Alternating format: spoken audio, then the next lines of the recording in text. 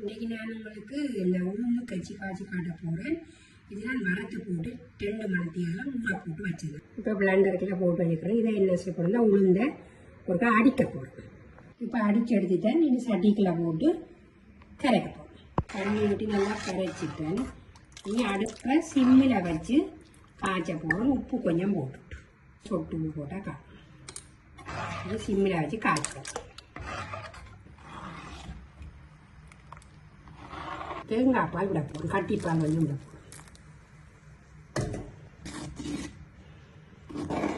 இதில் மிளகு சீரகம் தட்டி வச்சுக்கிறேன். அதை இதுக்குள்ள போட போகிறோம்.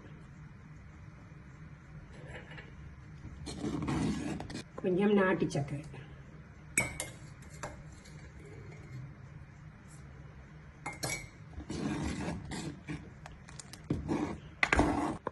உளுந்தங்கஞ்சி ரெடி.